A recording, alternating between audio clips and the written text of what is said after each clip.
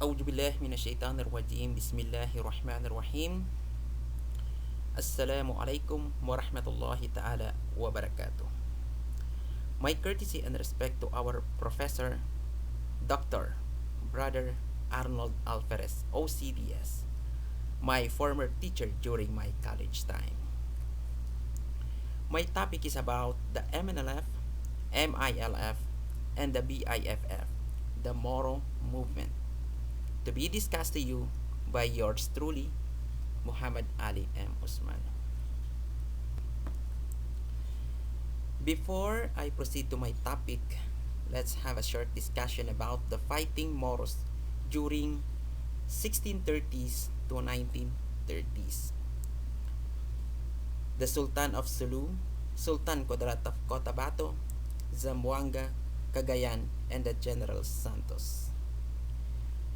They are fighting against Spaniards, or we call it the colonizers.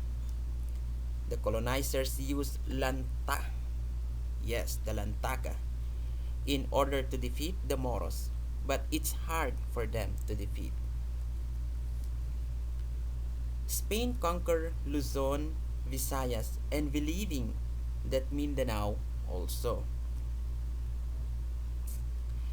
1898, Americans arrive at Mindanao and the Spaniards sell the Philippines together with the Mindanao to Americans.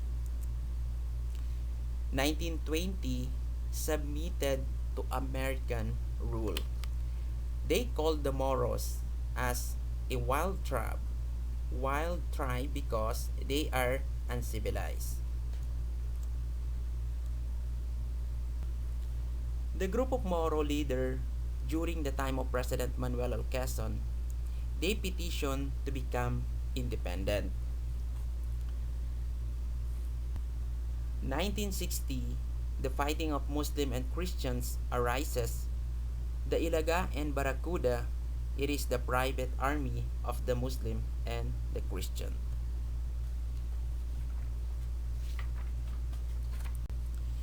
So, have you remember the Jabida massacre? March 18, 1968, the 23 of buried Moro massacred by the AFP.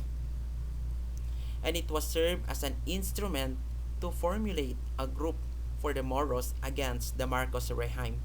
And it is the MNLF founded by Professor Nur P. Miswari. The declaration of Moros through MNLF becomes eager by declared by the President Marcos martial law. The massacre happened anywhere in the part of Mindanao, even the child and woman killed by the troop of the government, rape, murder, torture, and so on. The Philippine Constabulary or PC formulated by the Philippine military to fight against Moro. It is the military forces who frontline the attack movement against Moro.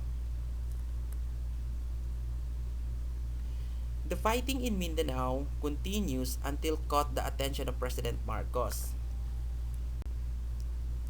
President Marcos confront and ask for help to Muammar Gaddafi, OIC and former president of Jeddah, Saudi Arabia, to settle the conflict in Mindanao on January 28, 1975. 1976, Marcos and the MNLF talked to have Tripoli Agreement. Until the time of President Marcos finished through EDSA 1, the goal of MNLF continues, but this time the administration of Cory Aquino. December 6, 1968, Jeddah Accord signed and it is the starter of the formulation of the ARM or the Autonomous Region in Muslim Mindanao, proposed by the government to the MNLF on the August 1989 or the Organic Act Republic Act 6734. But this act is not clear and without the consultation from MNLF. May 11, 1992 changed the new president in the persons of Fidel V. Ramos. The MNLF tried to open the Tripoli Agreement to the government. September 2, 1996, signed the final peace agreement or Republic Act 9054 or the Expanded Arm Act.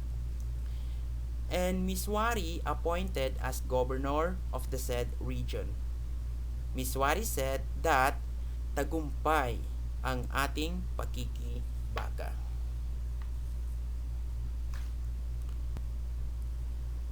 In 1997, MILF continued the peace talk to the government of the Philippines through the leadership of Hashim Salamat. The MILF opened the peace talk to the government of the Philippines. 1998, Erap Estrada sit on the presidency on this time. August 27, 1998, General Framework Agreement of Inten.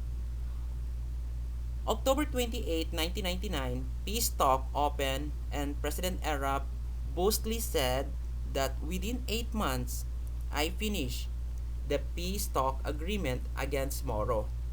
However, after 5 months, the AFP attacked the Camp Abubakar, the biggest camp of MILF, because Erap Estrada declared all-out war.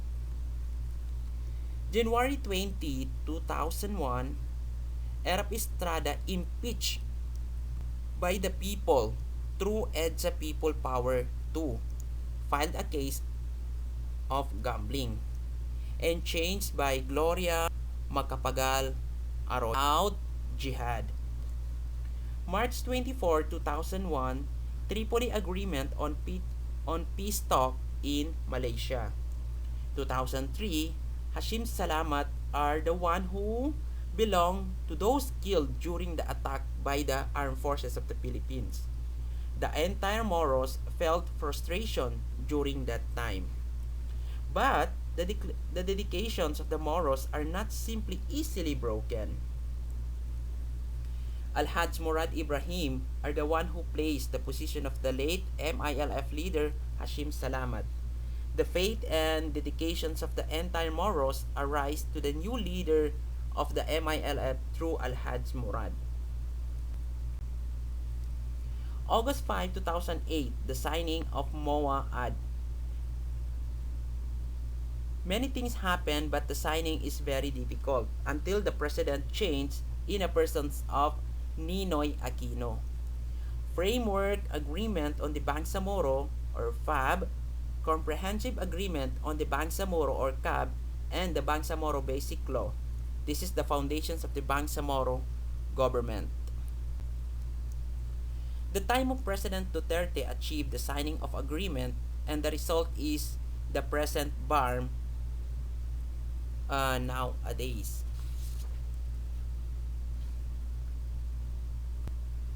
So this is now the Bangsamoro Autonomous Region in Muslim Mindanao.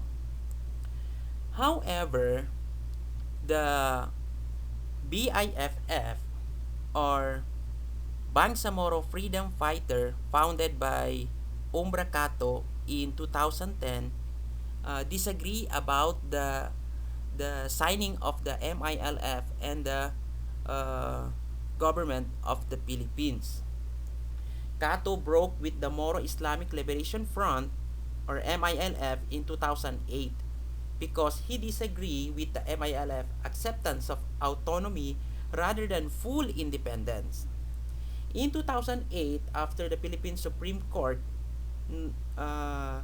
nullified the Memorandum of Agreement on the Ancestral Domain signed by the Philippines government and the MILF, Cato led a contingent of MILF fighters in an attack against civilians.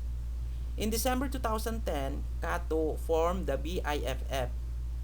He claimed to have 5,000 fighters but the government said that he had only 300. It was not until August 2011 that the MILF recognized the break and declared the BIFF a lost command.